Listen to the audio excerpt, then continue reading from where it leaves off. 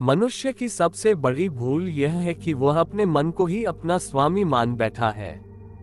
ओशो कहते हैं, मन एक बहुत उपयोगी सेवक है लेकिन बहुत खतरनाक मालिक।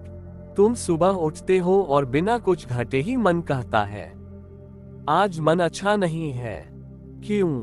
कोई उत्तर नहीं, बस मन कह रहा है। यही से दुख शुरू होता है। मन भविष्य में ले जाता है, अतीत में खींचता है, लेकिन वर्तमान में कभी नहीं टिकता। और याद रखना, जीवन केवल वर्तमान में घटता है। तुम कहते हो मुझे शांति चाहिए, लेकिन शांति पाने के लिए भी तुम सोचने लगते हो।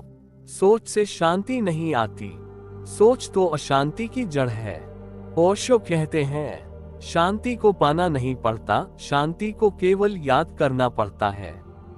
बचपन में तुम शांत थे, तब तुम्हारे पास कोई ध्यान की तकनीक नहीं थी, कोई गुरु नहीं था, कोई प्रवचन नहीं था, फिर भी तुम खुश थे।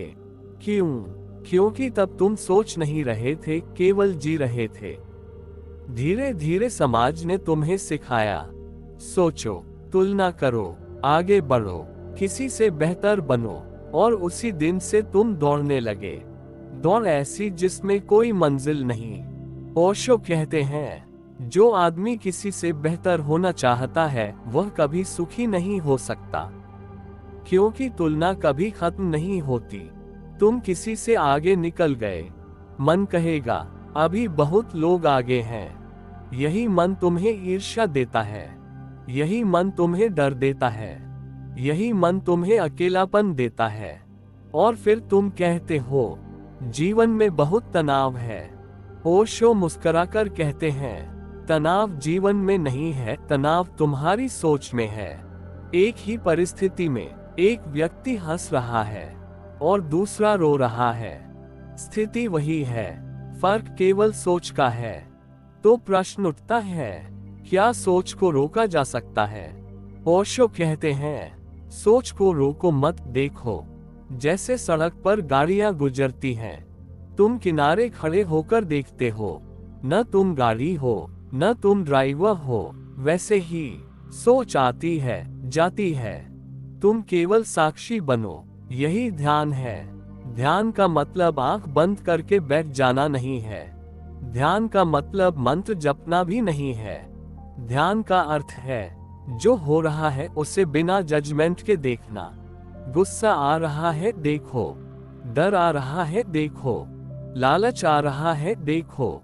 जो तुम देखते हो वह तुम नहीं हो सकते। यही क्रांति है। ओशो कहते हैं, जिस दिन तुमने मन को देखना शुरू किया उसी दिन से मन कमजोर होने लगता है। मन अंधेरे की तरह है, अंधेरे से लड़ना मत, बस एक दीपक जला दो।